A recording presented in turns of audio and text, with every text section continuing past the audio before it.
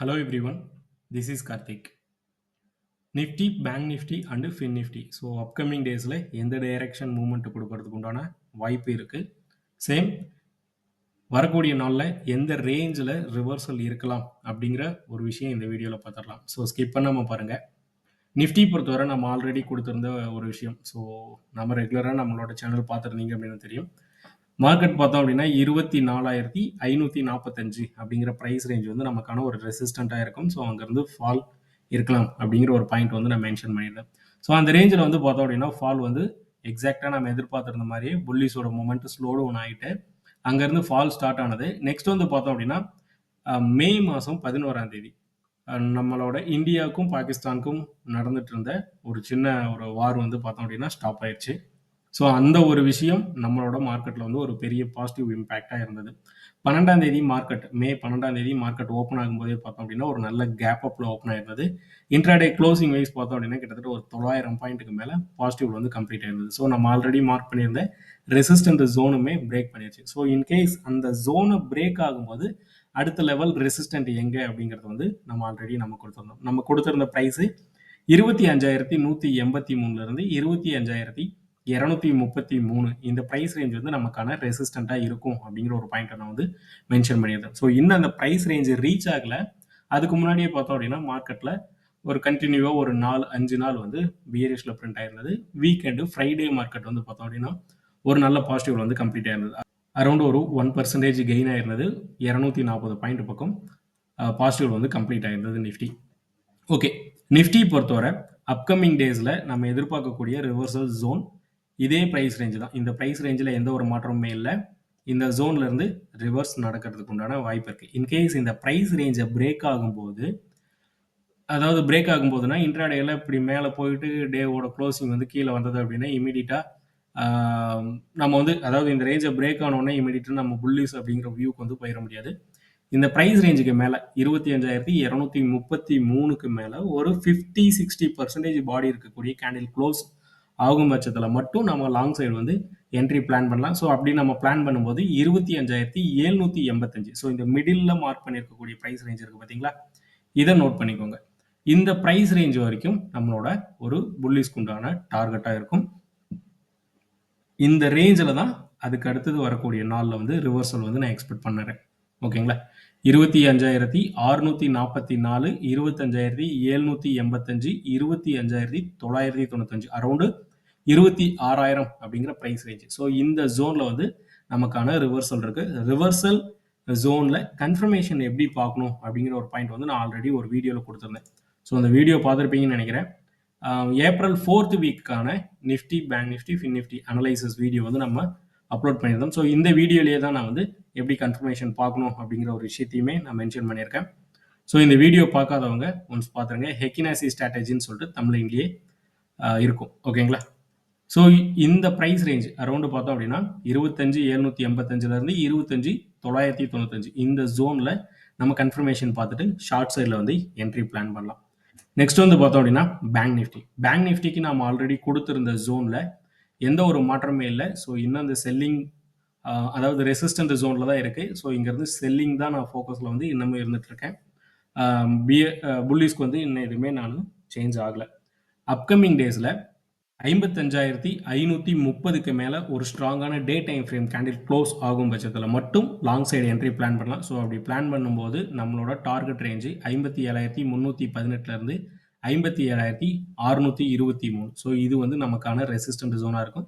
இந்த இடத்துல வந்து ஃபால் வந்து நான் எக்ஸ்பெக்ட் பண்ணுறேன். ஸோ பேங்க் நிஃப்டிக்கு உண்டான ரிவர்சல் ஜோன் இதுதான். இன்னும் பியரிஷில் தான் நான் இருக்கேன். ரீசன் என்ன அப்படின்னா நம்மளோட ஜோன் வந்து நான் பிரேக் பண்ணலை. சரிங்களா, மார்க்கெட் வந்து இன்னும் பிரேக் பண்ணல. ஃபின் நிஃப்டியை பொறுத்தவரை 26,660க்கு மேலே ஒரு ஸ்ட்ராங்கான day time frame candle close வந்ததுன்ற பட்சத்தில் மட்டும் இந்த ரேஞ்ச் வந்து ஃபோக்கஸ் பண்ணலாம். ஒரு லாங் சைடு ஒரு நல்ல டார்கெட் மேலே இருக்கு. 28,726, 29,028. ஸோ இந்த ப்ரைஸ் ரேஞ்ச் தான் நமக்கான நெக்ஸ்ட் ரிவர்சல் ஜோனு. ஸோ இந்த ரேஞ்ச் வரும்போது நம்ம இங்கேருந்து ஷார்ட் வந்து பிளான் பண்ணலாம். ஸோ இவ்வளோ நாள் நான் பியரிஷில் தான் இருந்துட்டு இருந்தேன். சேம் ஆஸ் இப்போயும் நம்மளோட ஜோன் இன்னும் பிரேக் ஆகலை. அதுக்கு முன்னாடியே நான் புல்லிஸ்க்கு உண்டான வியூ கொடுக்கக்கூடிய காரணம் என்ன அப்படின்னா ஒரு பாயிண்ட் வந்து இருந்துட்டு இருக்கு. ப்ளஸ் வந்து ஒரு நெகட்டிவ் பாயிண்ட்டுமே இருக்குது. நெகட்டிவ் வைஸ் அப்படின்ட்டு நம்ம பார்த்தோம் அப்படின்னா அகைன் வந்து கோவிட் கேஸோட கவுண்ட் வந்து இன்க்ரீஸ் ஆயிட்டு இருக்கு. First point. ஓகேங்களா? ஸோ இதுதான் நெகட்டிவா நான் பார்க்கக்கூடிய ஒரு விஷயம் மார்க்கெட்ல. ஆல்ரெடி ஒரு கிராஷ் நடந்ததுமே நமக்கு வந்து இந்த கோவிட் தான் 2020. ஸோ இப்போ அகைன் கோவிட் கேஸ் இன்க்ரீஸ் ஆகுது அப்படின்ற பட்சத்தில் மார்க்கெட்டில் மேபி ஒரு சின்ன கரெக்ஷன் வரலாமே தவிர கிராஷ் வரதுக்கு உண்டான வாய்ப்பு இல்லை. அப்படி கரெக்ஷன் வந்தது அப்படின்னா எது வரைக்கும் நம்மளோட டார்கெட் எக்ஸ்பெக்டேஷன் அப்படிங்கிறது ஆல்ரெடி நம்ம கொடுத்துருக்கோம். ஸோ இந்த ப்ரைஸ் ரேஞ்ச் தான் நம்ம கொடுத்துருக்கோம். பேங்க் நிஃப்டிக்குமே நம்ம மென்ஷன் பண்ணியிருக்கோம். ஏன் நான் இப்போ புல்லிஸ்க்கு உண்டான வியூ வந்து நான் ஃபோக்கஸ் பண்ணுறேன் அப்படின்னா, கடந்த ஒரு மாதம் அளவில் பார்த்தோம் அப்படின்னா கண்டினியூவாக எஃப்ஐஐயோட இன்வெஸ்ட்மெண்ட் வந்து நம்மளோட மார்க்கெட்டில் கொஞ்சம் கொஞ்சமாக இன்க்ரீஸ் ஆகிட்டே வந்துட்டே இருக்கு. ஸோ இது வந்து ஒரு ஃபர்ஸ்ட் பாயிண்ட். நெக்ஸ்ட் வந்து பார்த்தோம் அப்படின்னா நம்மளோட ஜோன் ரெசிஸ்டன்ட் ரீச் ஆன வாட்டி மார்க்கெட்டு செல்லிங் ட்ரிகர் ஆகாமல் அந்த ஜோனில் கன்சாலிடேஷன் நடக்குது பார்த்தீங்களா? ஸோ இது வந்து கைண்ட் ஆஃப் ஒரு ட்ரையாங்கிள் பேட்டர்ன் ஃபேஸில் வந்து இருக்குது. ஸோ பேங்க் நிஃப்டியில் தான் கிளியரான ஒரு வியூ இருக்குது. ஸோ இது ஹெட் அண்ட் ஷோல்டர் பேட்டர்ன் ஃபேஸுமே இருக்குது, ட்ரையாங்கிள் பேட்டர்ன் ஃபேஸுமே இருக்குது. ஸோ இந்த கன்சாலிடேஷன் வந்து அப்சைடில் பிரேக் பண்ணுறதுக்கு உண்டான வாய்ப்பு நிறையவே இருக்குது. ஸோ இந்த காரணத்துக்காக தான் நான் அப்சைடில் இருக்கக்கூடிய ரேஞ்சுமே நான் மார்க் பண்ணியிருக்கேன். ஓகேங்களா? வீடியோவோட டிஸ்கிரிப்ஷனில் நம்ம டெலகிராம் சேனலோட லிங்க் கொடுத்துருக்கேன். செக் பண்ணி ஜாயின் பண்ணிக்கோங்க. Nifty, bank Nifty and fin நிஃப்டியில் ஏதாவது ஒரு மைனர் டைம் ஃப்ரேமில் இன்ட்ராடேயில் அல்லது ஒரு பிடிஎஸ்டி மாதிரியான ஒரு வாய்ப்பு கிடைச்சது அப்படின்னா நான் டெலகிராம் சேனலில் அப்டேட் பண்ணுறேன். சேம் ஸ்டாக்கில் ஏதாவது ஃபோக்கஸ் பண்ணுறதுக்கு உண்டான வாய்ப்பு கிடைச்சது ஆப்ஷனில் அப்படின்னாலுமே நான் அப்டேட் பண்ணுறேன். கண்டிப்பாக யூஸ்ஃபுல்லாக இருக்கும். ப்ளஸ் இன்னொரு விஷயம் என்ன அப்படின்னா, ப்ரியாரிட்டி குரூப்பில் இந்த மந்தில் நம்ம கொடுத்துருந்தது மே கான்ட்ராக்டில் ஆப்ஷனில் நம்ம ப்ளே பண்ணியிருந்த எல்லா என்ட்ரியுமே என்ன ரேஞ்சில் என்ன டேட்டில் நம்ம என்ட்ரி எடுத்திருந்தோம், நம்ம எடுத்திருந்த ரேஞ்சிலேருந்து என்ன ரிட்டர்ன் கொடுத்துருந்தது அப்படிங்கிறது. ஸோ நம்ம எதிர்பார்க்கக்கூடிய ஃபஸ்ட்டு டார்கெட் ஆப்ஷனில் நம்ம ஒரு 3% டார்கெட் எதிர்பார்க்குறோம் அப்படின்னாலே ப்ரீமியம் சாலிடாக ஒரு 50% 60% மேலே கெயின் ஆகும். ஸோ அதுதான் என்னோட ஃபர்ஸ்ட் டார்கெட்டை நான் எப்பயுமே எய்ம் பண்ணுவேன். 3% மேலே மூவ்மெண்ட் கொடுத்துருக்கக்கூடிய விஷயம் மட்டுமே இங்கே ஆர்ஓஐயில் நான் வந்து ரிட்டர்ன் ஆன் இன்வெஸ்ட்மெண்ட் கவுண்டில் வந்து நான் எடுத்திருக்கேன். ஸ்டாப் லாஸ் ஹிட்டான ஸ்டாக்கு எல்லாமே கிளியராக மென்ஷன் பண்ணியிருக்கேன். ஸோ 12ஆம் தேதி வாக்கில் நமக்கு வந்து மார்க்கெட் வந்து பார்த்தோம் அப்படின்னா ஒரு ஸ்ட்ராங்கான புல்லிஸ்க்கு வந்து திரும்பினது. ஸோ அந்த ரேஞ்சுமே நமக்கு வந்து ஒரு கன்சாலிடேஷனாக தான் இந்த நிமிஷம் வரைக்குமே போயிட்டுருக்கு. ஃப்ரைடே மார்க்கெட் மட்டும் தான் ஒரு 240 பாயிண்ட் நிஃப்டி வந்து பாசிட்டிவ்ல கம்ப்ளீட் பண்ணியிருக்காங்க, அரௌண்ட் ஒரு 1%. ஓகேங்களா? ஸோ அந்த 12ஆம் தேதிக்கு மேலே நம்ம எடுத்து வச்சிருந்த என்ட்ரி மட்டுமே ஒரு சில என்ட்ரி பார்த்தோம் அப்படின்னா கண்டினியூவாக எஸ்எல் ஹிட் ஆயிருந்தது. ஸோ அது எல்லாமே நியூஸோட இம்பேக்ட்னால வந்து கிரியேட் ஆயிருந்தது. மற்றபடிக்கு பார்த்தோம் அப்படின்னா இந்த மந்தில் நம்ம ஃபோக்கஸ் பண்ணது எல்லாமே ஷார்ட் என்ட்ரி தான்.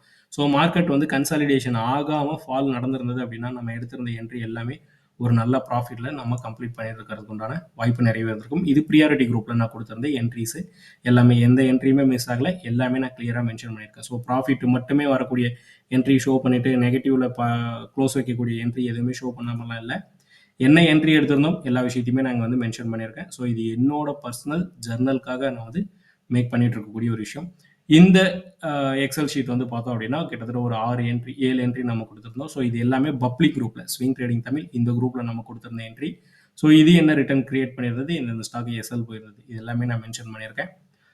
கண்டிப்பாக யூஸ்ஃபுல்லாக இருக்கும். டெலிகிராம் சேனலில் ஜாயின் பண்ணாதவங்க ஜாயின் பண்ணிக்கோங்க. தேங்க்யூ. பை.